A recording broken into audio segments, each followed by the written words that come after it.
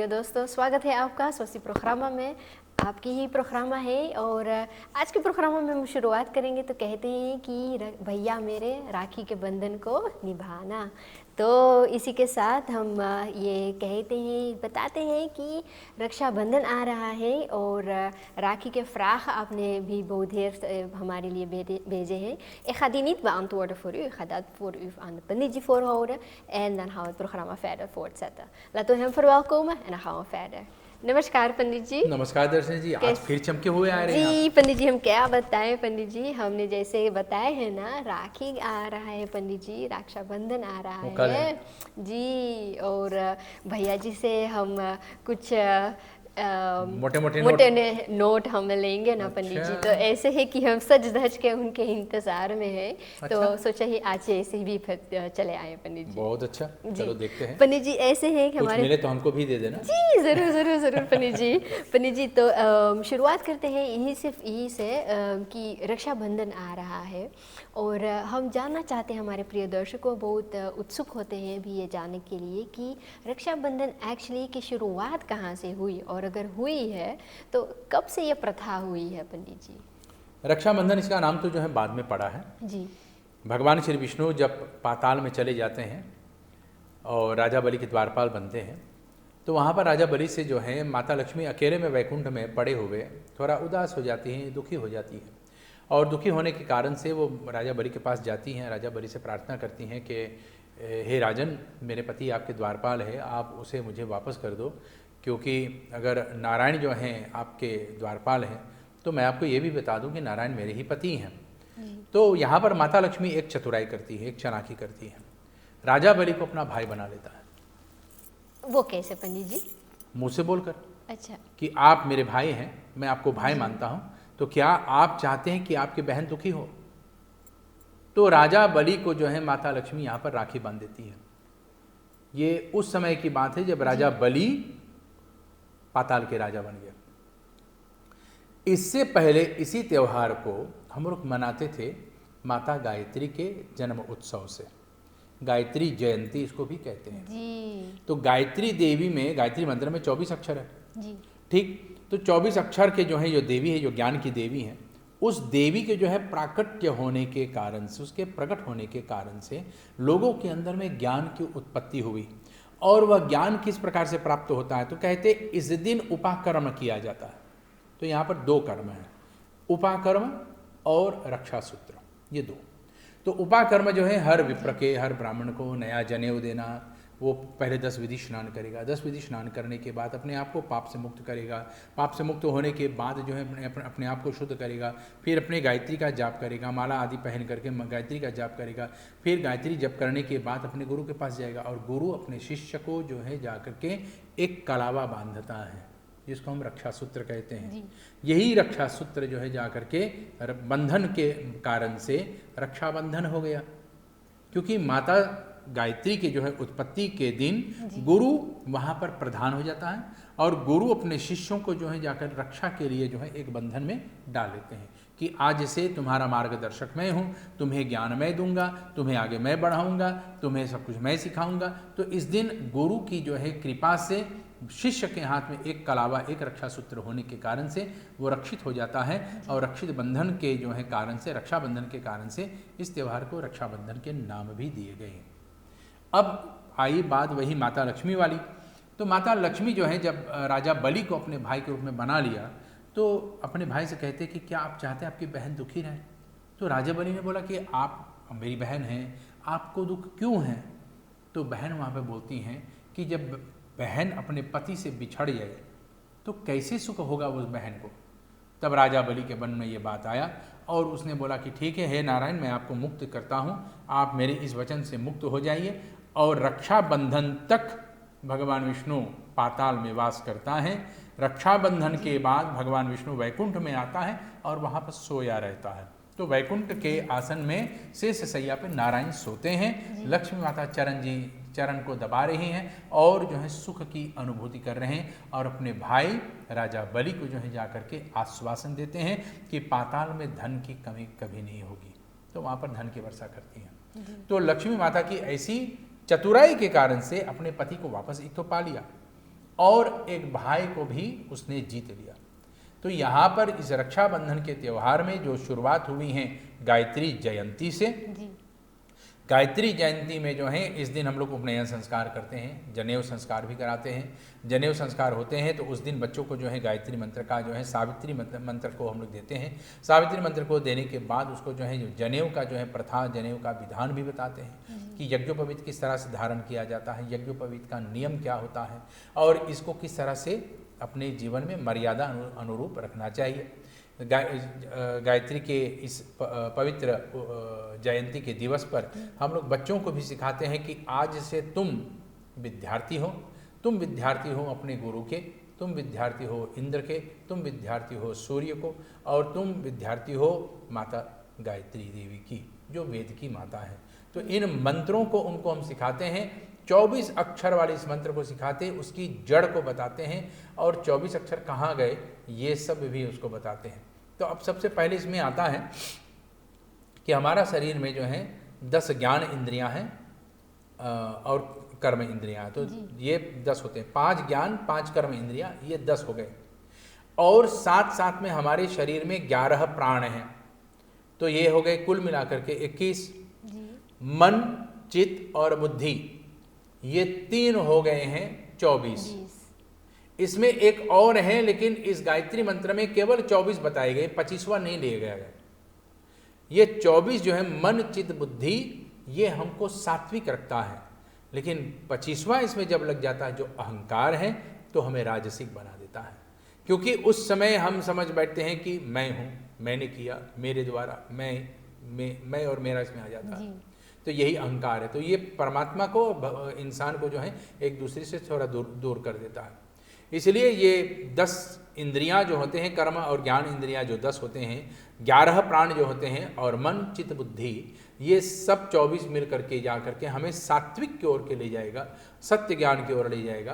तो इसी सत्य ज्ञान को अपनाते हुए अपने जीवन को हम लोग सार्थक करते हैं। ये गायत्री जयंती के ऐसे उत्सव पे हम लोग मनाते हैं। ये गुण जो है अपने शिष्य को हम लोग प्रदान करते हैं, एक गुरु अपने शिष्य को ये प्रदान करता है। लेकिन गुरुजी वहाँ पर एक बात को अंतिम में कहता है कि इन सब को जो है गिरा देने वाला केवल एक है, वो है 25वां, जिसका नाम है अहंकार। अगर इस अहंकार से हम बच गए तो हमें कभी कोई हरा नहीं सकेगा, हमें कोई परास्त नहीं कर सकेगा।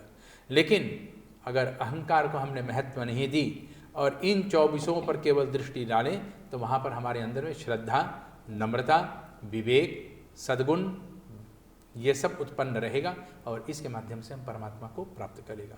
श्रद्धावान लभते ज्ञानम, यानी कि जो प्रेम के साथ रहता है वही ज्ञान को अर्चन कर पाता है। अगर मैं आपको डांट करके पूछूंगा कि बता तू कहाँ गया था, तो आप बताएंगे नहीं, आप तो हलवाक हो जाएंगे, आपका हवक बस बन हो जाएगा, हलवाक हो जाएंगे आप, हैं, आप पिछड़ जाओगे। लेकिन वही बात आपको प्रेम के साथ पूछ करके, हाँ, हंस करके पूछेंगे तो आप हंसे हंसी, अरे वहाँ पर गया था, मैंने कॉफ़ी पिया, मैंने ये किया, मैंने वो किया इत्यादि, ये सब आप बताना अपने आप शुरू कर देगा।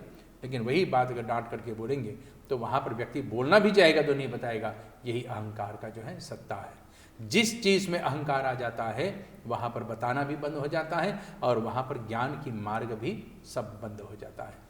इसलिए इन 24 को जो है जाकर के आधार के रूप में लेकर गायत्री जयंती को हम लोग मनाते हैं। और इसी गायत्री जयंती के कारण से जो शिष्य अपने चेले के, गुरु अपने चेले के कलावा में जो रक्षा सूत्र बांधता है, उस रक्षा सूत्र के माध्यम से उसको जो है रक्षाबंधन कहते हैं। तो ये रक्षाबंधन भाई बहनों की केवल त्यौहार नहीं है, ये बाद में माता लक्ष्मी के द्वारा जो है प्रशस्त किए गए हैं, लेकिन ये एक गुरु और शिष्य के बंधन है, जहाँ पर गुरु अपने शिष्य के कलावा में रक्षा सूत्र बांध करके उसको कहते हैं कि तुम रक्षा से बंधित हो, तुम्हारा कोई बाल भी बाका नहीं कर पाएगा।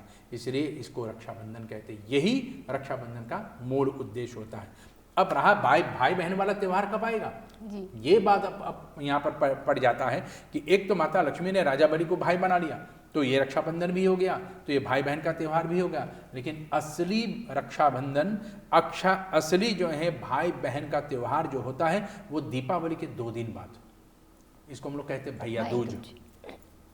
ये दिन होता है भाई और बहन के पवित्र रिश्ता के लिए। अगर इस संसार में कोई सबसे पवित्र रिश्ता है, प्रेम वाला रिश्ता है, तो वो भाई बहन का त्यौहार है। इस दिन बहन अपने हाथ से पकाकर अपने हाथ से अपने भाई को खिलाती है और प्रेम बढ़ाती हैं। और भाई जो है उस बहन के सिर पे हाथ रख करके उसको आशीर्वाद देती है, आश्वासन देते हैं कि आपकी जो है जीवन में कोई भी ऐसा संकट आए, तुम्हारा ये भाई तुम्हारे लिए खड़ा है, तुम्हें कोई भी कष्ट नहीं होगा। ये असली भाई बहन का त्यौहार है। यही तो हमारी हिंदू के जो है सबसे खूबी है कि हिंदू हैं तो हमें गर्व है इस बात के कि हमारे यहाँ पर केवल ऐसे ऐसे त्यौहार नहीं कि देवी देवता प्रकट होते हैं, लेकिन हमारे यहाँ मर्यादा, हमारे यहाँ प्रेम, हमारे यहाँ धारणा, हमारे यहाँ एक दूसरे के प्रति किस प्रकार से आश्वासन और विश्वास होना है, ये भी सिखाए जाते हैं। और ये भाई बहन के त्यौहार, भाई बहन के रिश्ता जो होते हैं हमारे धर्म में बहुत जोर तोर से आगे सबको बताया जाता है। बहुत अच्छे पंडित जी, लेकिन फॉस में अब सी रक्षाबंधन जो आवे है अगस्त के, वो सिर्फ गायत्री जयंती भी नहीं है, एक जयंती और भी है पंडित जी। हमने पता लगाया है तो वो बता रहे हैं हयग्रीव के जयंती भी है, तो हयग्रीव के हैं पंडित जी? हयग्रीव आपको पता नहीं? नहीं पंडित जी। चलो ये भी बता देते हैं। हयग्रीव जयंती जो है भगवान विष्णु का एक अवतार है, हयग्रीव अवतार जिसको हम लोग कहते हैं। एक राक्षस रहा जी, हयग्रीव नाम का एक राक्षस रहा। तो ग्रीव तो बाद में पड़ा, लेकिन हय नाम के एक राक्षस रहा, हय। इसलिए हम लोग यहाँ पर आजकल लोग बोलते हैं हाई ना एक दूसरे को, जी। तो हाई नहीं बोलना चाहिए। वो हाई बोलने से हम उसको राक्षस बोल देते हैं। अरे हय नाम के एक राक्षस रहा, और वही राक्षस जो है अपने आप को सबसे महत्व मानते थे। उसने सोचा कि भाई अगर मैं सनातन में या किसी को कोई सबसे बड़ा पीड़ा दे सकता हूँ तो सब कुछ अपने पास कर लूँ। तो उसने सोचा कि भाई दुनिया के सब धन दौलत तो मेरे पास आ चुके हैं, अब एक चीज़ और मैं अपने पास सीमित रख लूँ और किसी के लिए ना छोड़ूँ। तो ब्रह्मा के हाथ से चारों वेद को चोरी कर लिया और वेद को चुरा करके वो जाकर के सीधे समुद्र में डूब गया और समुद्र में रहने लगा। तो ये हय नाम की जो राक्षस हैं, इसको जलाश्व हम लोग कहते हैं, इसको जलाश्व भी कहे जाते हैं। जलाश्व माने जल के घोड़ा, तो जल के घोड़ा से ही पार्थिव है, तो ऐसे इस रूप में उसको भी जाने जाते हैं। लेकिन उसको परास्त करने के लिए भगवान ने बहुत सुंदर लीला रचे। तो पहले वही हय ने जाकर के घोड़े के रूप में संसार में फैलना चलना शुरू कर दिया। तो एक दिन भगवान विष्णु शेष सैया पे पड़ा रहा और लक्ष्मी माता उनकी चरण को दबा रही थी। लक्ष्मी माता चरण दबा रही हैं, भगवान विष्णु देख करके मंद मन मुस्कुरा रहे हैं। लक्ष्मी मैया समझ गए कि भगवान को थोड़ा सा घमंड हो गया, क्योंकि मैं तीनों लोक की जो है धन देने वाली देवी हूँ और मेरे ही कारण संसार में सब धन दौलत है और भगवान मुझको ही देखकर हंस रहे हैं जी। तो भगवान की इस मुस्कान के कारण से लक्ष्मी मैया ने सोचा कि एक दिन तुम्हारा ये सर झुकेगा। उनकी मन में केवल ये सोचना भगवान विष्णु के लिए अभिशाप बन गया। तो एक दिन नारायण जो है सो रहे थे और इतने में उनके सिंहासन को जो है कुछ दिमक जो है चाट रहे थे। दिमक यानी कि वो हम लोग देवका कहते हैं उसको, यहाँ पर देवका कहते हैं। तो दिमक उसके सिंहासन को चाट रहे थे। बाजू में बगल में भगवान विष्णु के धनुष बाण रखा हुआ था। तो धनुष ऐसे रखा है कि उनकी तार जो है उसका उनका जो है प्रचंचा जो है वो दिख रहा है। तो एक तो कीड़ा सिंहासन को खा रहा है, वो धीरे धीरे कमजोर हो रहा है। भगवान विष्णु ऐसे सो रहे हैं और उनके ही सिर के नीचे उसका धनुष रखा है, लेकिन प्रतींचा ऊपर है। तो भगवान विष्णु के जो है सिंहासन टूटा, वो दीमक ने खा लिया। तो टूटा, भगवान के हाथ फिसला, गर्दन जो है ऐसे झुका और गर्दन जो है जाकर के धनुष के तंकोड़ पे गिरा और उसी तंकोड़ के कारण से भगवान विष्णु के सिर कट गया। भगवान विष्णु के सिर कट गया जी। अब भगवान विष्णु के सिर जब कट गया तो वैकुंठ लोक में हाहाकार मच गया। शंकर जी प्रकट हुए, ब्रह्मा जी प्रकट हुए, सब ने बोला कि भगवान विष्णु के इस सिर को कैसे जोड़ें। तब ब्रह्मा ने बोला कि हे देवी लक्ष्मी, आपने अपने मन में जो बोला था कि एक दिन भगवान विष्णु का जो है सिर झुकेगा, क्योंकि आपको लगा कि वो उनके चरण आप दबा रहे हैं और इस नाते भगवान को अहंकार हो गया। ये तो नारायण की ही लीला है, एक राक्षस को मारने के कारण से, क्योंकि उस राक्षस को वरदान रहा कि जो इंसान के शरीर के साथ घोड़े के सिर उसके शरीर पे होगा वही मुझे मारेगा जी। तो भगवान जो है जाकर के यहाँ पर हय बने, लेकिन घोड़ा के जो है सिर लगने के कारण से हयग्रीव उसका नाम पड़ गया। तो भगवान शंकर ने वहाँ पर नारायण को जो है घोड़े के सिर दे दिया और फिर से नारायण जो है सशक्त हुए। भगवान की लीला है, वो तो सब कुछ कर सकता है, कोई भी रूप धारण कर सकता है। तो भगवान जो है पूरा शरीर मनुष्य का, लेकिन मुंडी उसका जो है केवल घोड़े का, तो हयग्रीव के रूप में आ गया। और ऐसे हयग्रीव के रूप में जब भगवान प्रकट हुए तो उस हय नाम के राक्षस को भगवान ने मारा, और हय को मारने के बाद जो है वेद को बचाया और वेद को ब्रह्मा को फिर दिया। तो एक तो गायत्री की जो है उत्पत्ति है, गायत्री जयंती है, गायत्री देवी वेद की माता है। वेद जो है ब्रह्मा के जी के हाथ में गए, और उसी वेद को बचाने के लिए भगवान हयग्रीव भी आज ही के दिन आए हैं, इसलिए इसको हयग्रीव जयंती का उत्सव भी मनाए जाते हैं, बताए जाते हैं। तो इस दिन भगवान नारायण जो हैं हयग्रीव के रूप में प्रकट हुए और वेद को बचाया, यानी कि ज्ञान को बचाया और सबके लिए ज्ञान को उपलब्ध कराया, इसलिए इसे हयग्रीव जयंती के नाम से भी जाना जाता है। बहुत अच्छा पंडित जी, तो केवल रक्षाबंधन का त्योहार नहीं है, दो और त्योहार हम मनाते हैं। बिल्कुल। अच्छा, लेकिन पंडित जी अगर हम ये तीनों को ट्रिपल त्योहार हमारा जो होते हैं, तो ये ट्रिपल त्योहार हम एक ही समय पे मना सकते हैं या हमें वक्त देखकर ये एक त्योहार मनाना चाहिए? गायत्री जयंती हम लोग जो मनाते हैं तो विप्रों को, यज्ञोपवीत धारियों के लिए ये प्रशस्त एक विधान होता है कि उनको जो है कम से कम 10 माला जी अपनी सावित्री मंत्र का जाप करें, स्नान करके नया यज्ञोपवीत धारण करके 10 माला गायत्री का जो है जाप करें।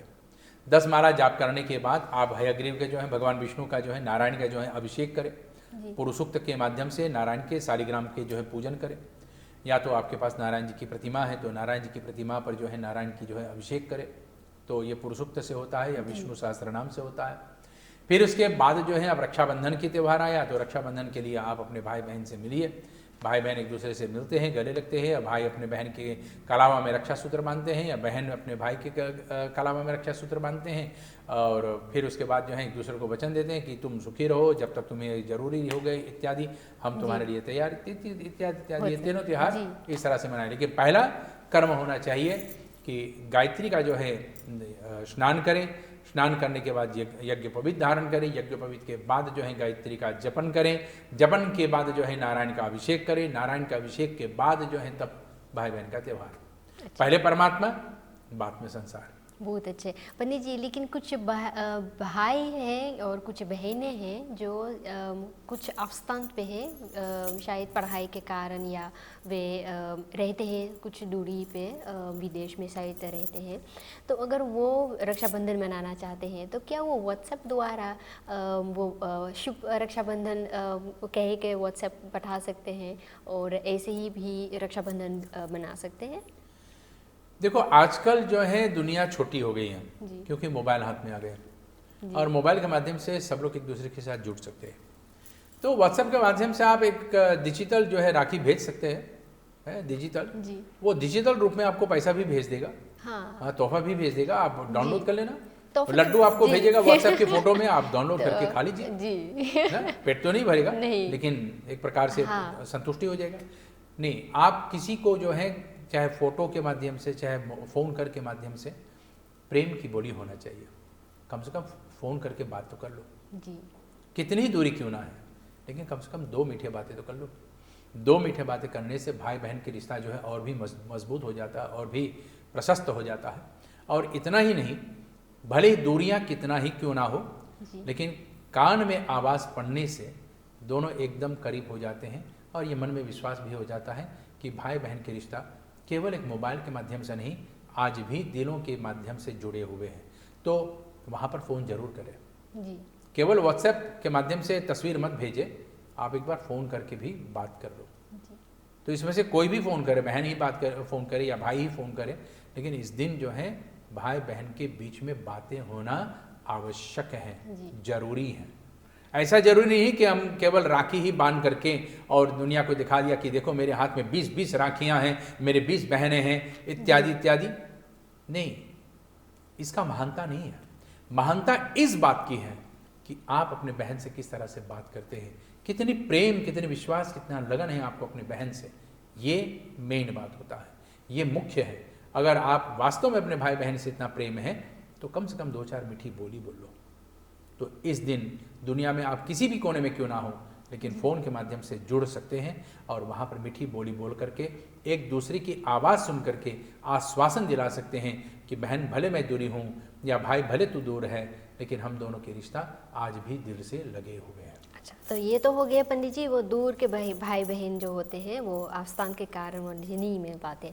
अगर वो जब साथ में होते हैं, अभी शादी नहीं हुई है बहन की, वो घर में साथ में होते हैं, wat kan de zus allemaal, of zusje dan allemaal die dag dan allemaal doen om Rakshabandhan dan gevierd aan te hebben? कि आरती चाहिए करे के, टिक्का चाहिए लगावे के, चंदन चाहिए लगावे के, और राखी कौन राखी चाहिए के रही के पंडित जी? डोरा वाला राखी हो, आजकल तो हो रहे हैं कि ब्रासलेट होते हैं सिल्वर वाले, गोल्ड वाले, कि और रुद्राक्ष भी होते हैं उसमें, या कार्टून वाले पिक्चर्स भी होते हैं छोटे भाइयों के लिए, तो उनको ये एक्साइटमेंट हो जाते हैं अपने कार्टून वाले पिक्चर्स के हीरो के देख के। तो ऐसे ऐसे चित्र लोग लगाते थे हैं और राखी उसको हम मानते हैं। In hoeverre is dat ook, heeft dat een meerwaarde, toegevoegde waarde aan Rakshabandhan vieren, पंडित जी? देखो, रक्षाबंधन को जो है मनाने के लिए हमारे पास कुछ पदार्थ होना चाहिए, कुछ सामग्री होना चाहिए। सबसे पहले एक थाली सजाइए जी। थाली में रखिए एक दिया, कुछ मिठाइयाँ, चंदन, चावल और कुछ फूल जी। और एक रक्षा सूत्र। तो वह रक्षा सूत्र चाहे फैशन वाला हो या केवल धागे वाला हो जी। लेकिन बांधना कोई भी हो। तो सबसे पहले अपने भाई के सामने खड़े होते हैं या भैया को बैठाते हैं और भैया के माथे पे तिलक लगाते हैं। तिलक लगाने के बाद चावल लगाते हैं। चावल लगाने के बाद भाई के ऊपर फूल डालते हैं। फूल डालने के बाद भाई की आरती करते हैं। आरती करने के बाद भाई के मुख में एक मीठा, एक लड्डू कुछ भी या जलेबी कुछ भी, कुछ मीठा डालते हैं। मीठा डालने के बाद भाई के चरण को छू करके आशीर्वाद लेते हैं और तब हाथ में कलावा बांधते हैं। आशीर्वाद लेने के बाद तब कलावा बांधें और कलावा बांध करके, कहीं कहीं लोग पहले कलावा बांध देते बाद में आशीर्वाद लेते हैं, लेकिन पहले आशीर्वाद ले लो और तब कलावा बांधो। वो भाई बड़ा हो या छोटा हो कोई बात नहीं, भाई बड़ा हो या छोटा हो, लेकिन भाई जो है अपनी बहन की रक्षा के लिए यहाँ पर वचन देता है कि तुम्हारी रक्षा के लिए मैं खड़ा हूँ, तुम्हें कोई बाल भी बांका नहीं कर पाएगा। और जब भाई अपनी बहन के लिए ऐसा करता है तो वहाँ पर बहन भाई के सामने चाहे जितनी बड़ा क्यों ना हो, बड़ी क्यों ना हो, लेकिन भाई जो है अपनी बहन की रक्षा के लिए हमेशा डट करके खड़े रहते हैं और वहाँ पर अपनी बहन को गले लगाते आशीर्वाद देते हैं। छोटी भाई हैं तो छोटे भाई को जो है बहन आशीर्वाद देते हैं, भले ही राखी का त्यौहार हो, लेकिन भाई को बांध करके बहन अपने भाई को आशीर्वाद देते हैं और भैया अपने बड़े दीदी को जो है अपने गले लगाते हैं इत्यादि। ये सब हमारे यहाँ पर बड़े सुंदर है।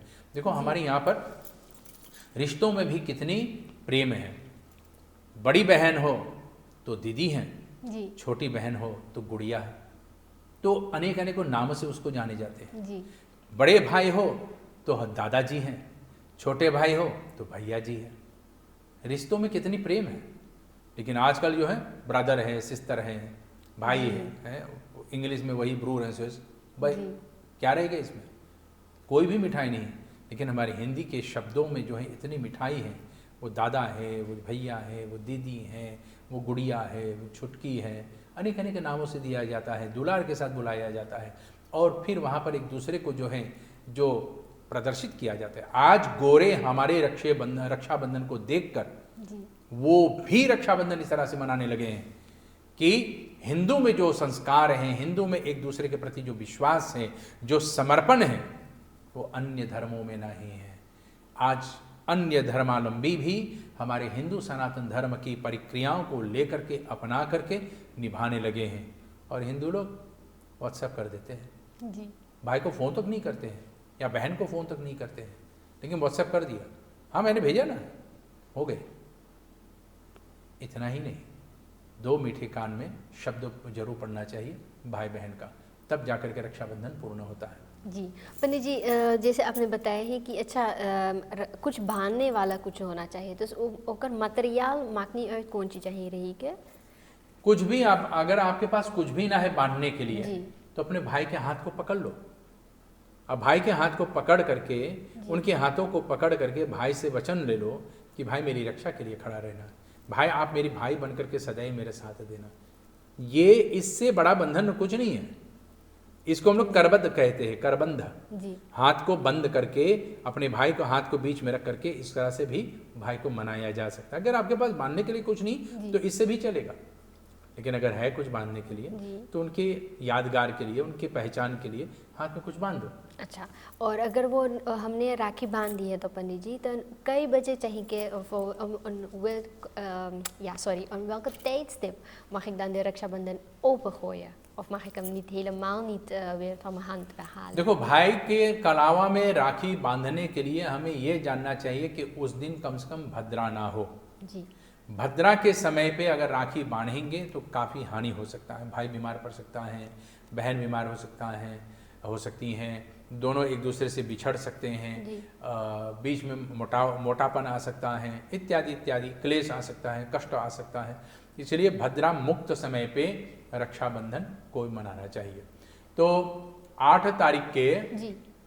जहाँ तक मुझे ज्ञात है, अगर मैं ठीक से याद कर रहा हूँ, तो कल जो है 6:40 पर सवेरे में सेस यूरफेर तक और 5:22 तक 7:22 तक इतना बजे तक भद्रा है।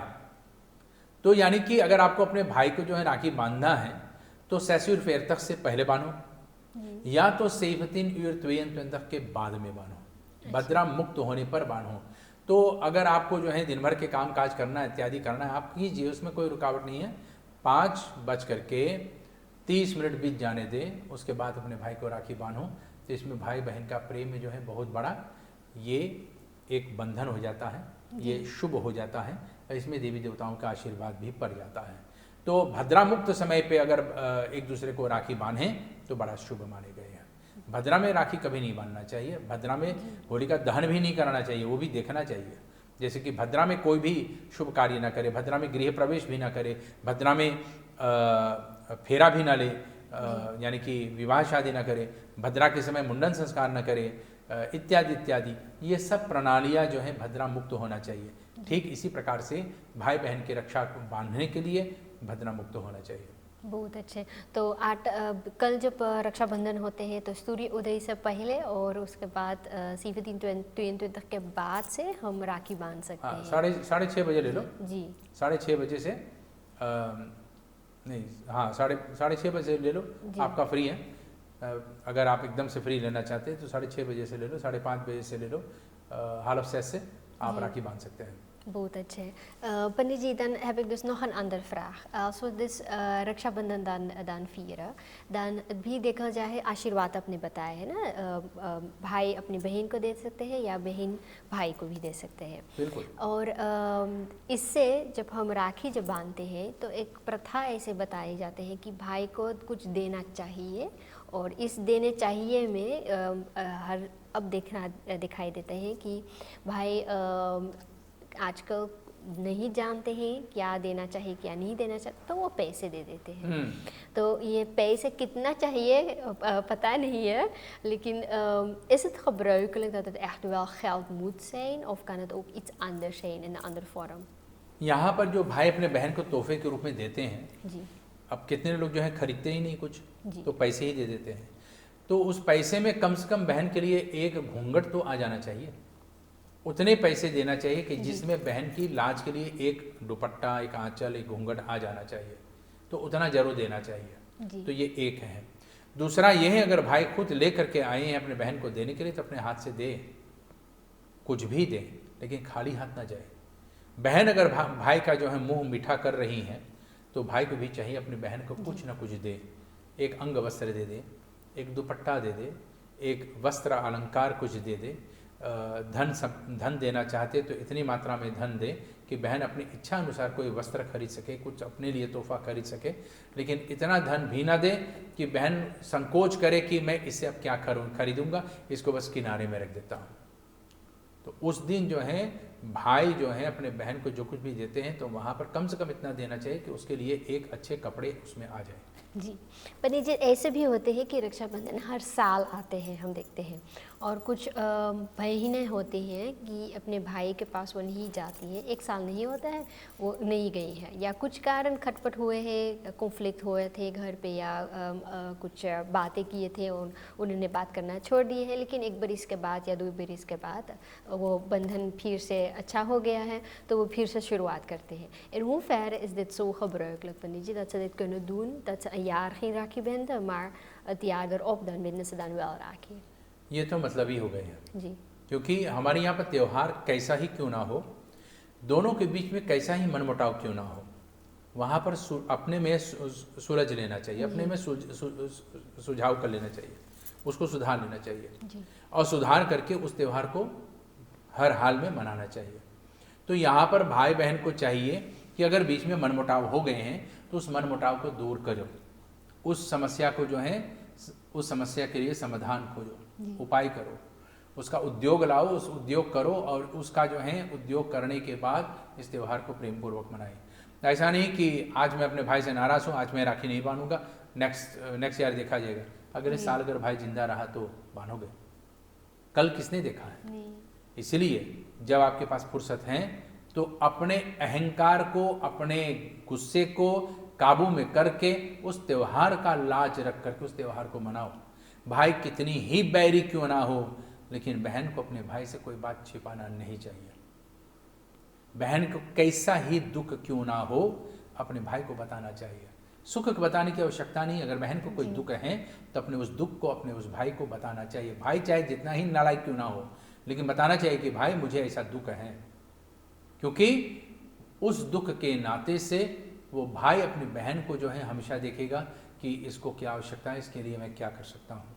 क्योंकि हमारे जो रिश्ते होते हैं केवल सुख और दुख के कारण से नहीं है, ये सब प्रेम के ही कारण से है और प्रेम ही एक दूसरे को बांधता है. इसलिए इस रक्षाबंधन में बहन अपनी भाई को जो है अपनी वो हर परिस्थिति बताती हैं कि ऐसी ऐसी हमारी परिस्थितियां हैं, ऐसे ऐसे हमारे संकट हैं, तो भाई वहाँ पर उपाय करता है, प्रयास करता है. बहुत अच्छा. पंडित जी, शायद मैंने ये प्रश्न पहले भी कहीं पूछा था या सुना भी था, और ये प्रश्न ऐसे है कि अगर एक परिवार में, एक खसिन में भाई बहन भाई नहीं होते, केवल बहनें ही होते हैं, तो क्या वो अपने में ही अपने आप को, छोटी बहन अपनी बड़ी बहन को भाई मानकर राखी बांध सकती है? रक्षाबंधन जो होता है ये केवल भाई बहनों के त्यौहार नहीं होता है, जैसे अभी शुरू में मैंने आपको बताया, गायत्री जयंती के नाम से भी है, एक दूसरे के रक्षा के प्रति. तो बहन बहन को भी भाई बांध सकता है, भाई भाई को भी बांध सकता है, इसमें कोई रुकावट नहीं है. केवल भाई बहनों के लिए नहीं है, एक दूसरे के प्रति समर्पण के लिए है. तो भाई भाई को भी बांध सकता है और बहन बहन को भी बांध सकता है, क्योंकि जब दो मिलकर के सामने किसी एक के सामने खड़े होंगे तो वो ज़्यादा बलवान हो जाते हैं. इसलिए मिल करके रक्षा करें, मिल करके साथ में खड़े रहे तो ज़्यादा अच्छा होता है. इसलिए हमारे यहाँ पर भी बताए गए हैं कि असली त्यौहार जो होता है भाई बहनों की, वो है भैया दूज को. और इस बीच में जो रक्षाबंधन वाले त्यौहार होते हैं तो वहाँ पर हम लोग वचनबद्ध होते हैं, अपने वचनों से हम प्रतिज्ञा लेते हैं कि आपकी रक्षा के लिए मैं तैयार हूँ, आपकी रक्षा के लिए मैं खड़ा हूँ. इसलिए मैं आपको जो है ये रक्षा सूत्र प्रमाण के रूप में बांधता हूँ कि आपके ऊपर जो भी संकट आएगा मैं आपके लिए खड़ा रहूँगा. तो ऐसे पंडित जी, पत्नी अपने पति को भी बांध सकती है राखी? पत्नी अपने पति को क्यों बांधेगी?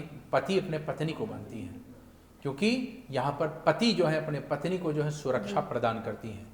अब एक बात मैं बोलूँगा, शायद हमारी आज की स्त्रियों को जो है अच्छा ना लगे, क्योंकि वो थोड़ा स्वतंत्र होना चाहते हैं, सर्वसाधारण होना चाहते हैं, लेकिन स्त्रियों को एक बात जो है ये याद रखना चाहिए, कभी भी एक स्त्री को अकेली नहीं छोड़ना चाहिए, कहीं पे भी.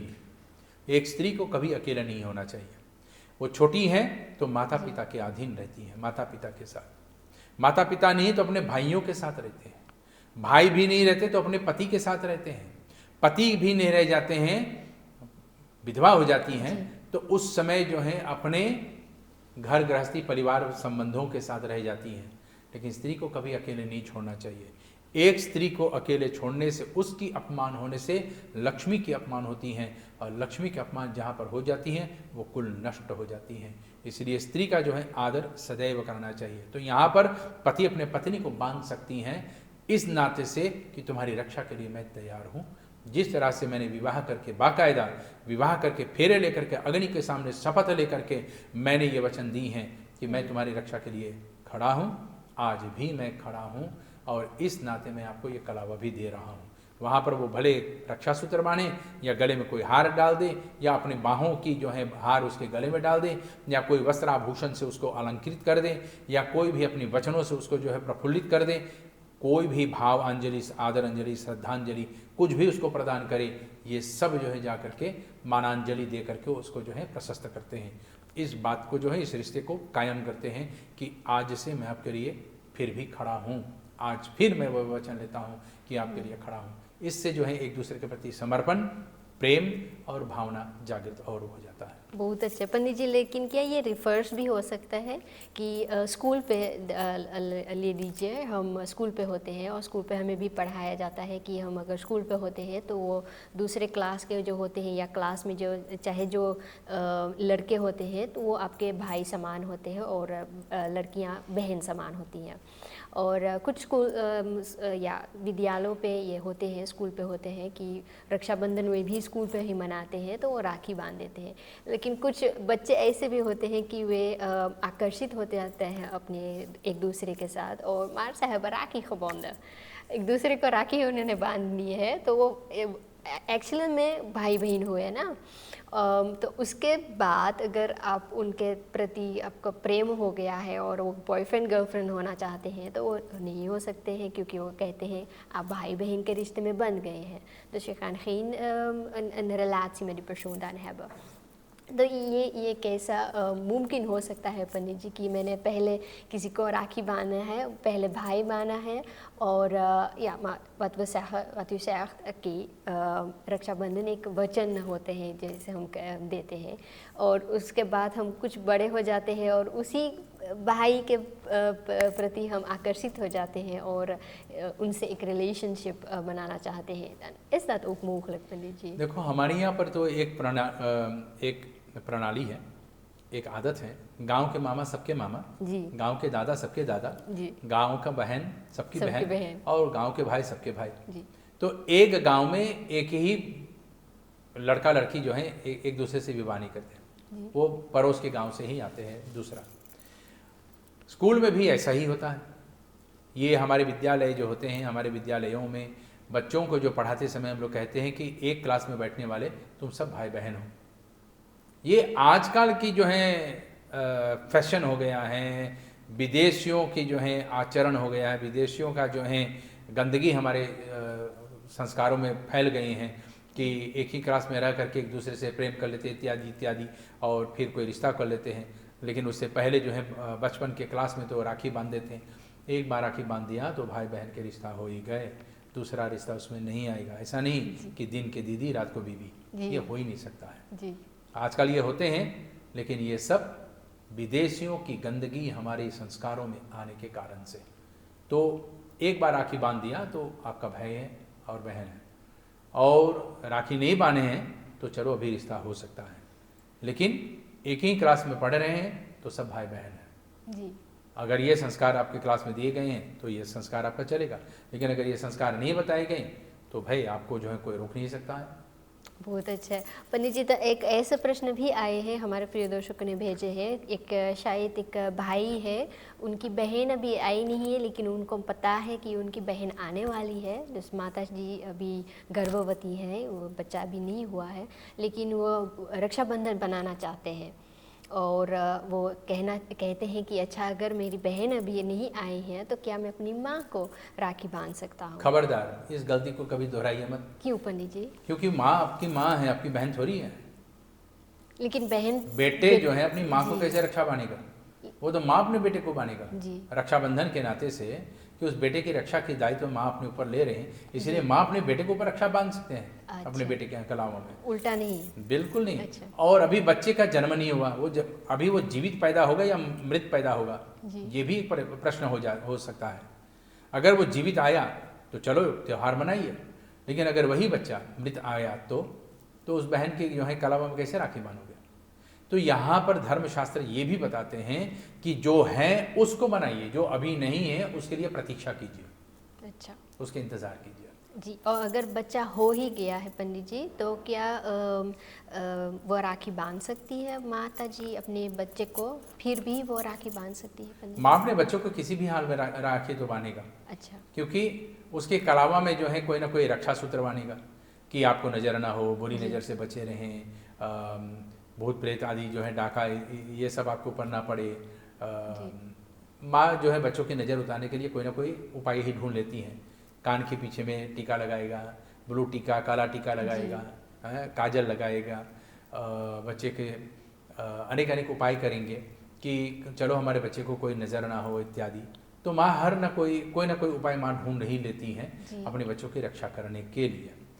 और ऐसे में अगर माँ अपने बच्चों को जो है कुछ रक्षा के सूत्र के रूप में बांधना चाहती हैं तो उसको कोई रोक नहीं सकती हैं। माँ अपने बच्चों की रक्षा के लिए कुछ भी कर सकती हैं, क्योंकि माँ के सामने सारा संसार झुक जाती है। जी, और अगर बहन होती हैं और उनका आने वाला होते हैं भाई, छोटा भाई आने वाला होते हैं, तो क्या बहन अपनी माँ को फिर उस परिस्थिति में वे फिर भी नहीं, क्योंकि अभी वो बच्चा जन्म लिया ही नहीं है।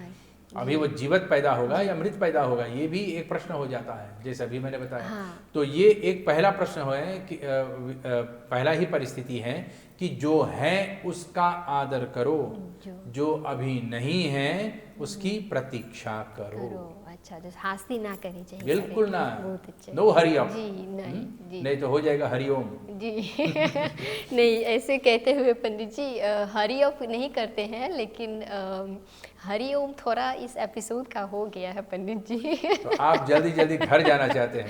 जी, जल्दी जल्दी नहीं, एक्चुअली ऐसे भी होते हैं कि हमारे एपिसोड का समय भी हो गया है और हम भी अपने भाई के साथ रक्षाबंधन बनाना चाहते हैं। तो कल बनाएंगे ना? अभी से थोड़ा फॉरबेरेटिंग चाहिए जी, थोड़ा से फॉरबेरेटिंग मांगने का लिस्ट तैयार कर रहे हैं जी, विश लिस्ट किया है और अपने जैसे बताए हैं कि क्या क्या तैयारी करना चाहिए, तो उसके साथ भी हमें देखना चाहिए। और अपने एक ज़रूरी बात बताई है कि भद्र के समय नहीं करना चाहिए, भद्रा के समय तो हमें उसका भी ध्यान करना चाहिए। तो आज हम चाहे 6 बजे जागत रही ली तो हमके 5 बजे जागे पड़ी कि तो 4 बजे जागे पड़ी कि 6:40 के पहले हम राखी बांध दें, क्योंकि उनके बाद उनको काम पे जाना चाहिए और हमें भी काम पे जाना है। अगर 5:22 में उसके बाद राखी बांधे तो उसमें कोई रुकावट भी नहीं, रात को भद्रा नहीं है जी। 5:22 के बाद आप राखी बांधिए। अच्छा। इसमें कोई भद्रा नहीं, कोई डर नहीं, कोई जल्दी भी नहीं, आप आराम से भी सब कुछ तैयार कर सकते हैं। भद्रा के समय तैयारी कर सकते हैं, हाँ। भद्रा के समय बांध नहीं सकते हैं। अच्छा, इसको हम ध्यान में रखेंगे पंडित जी।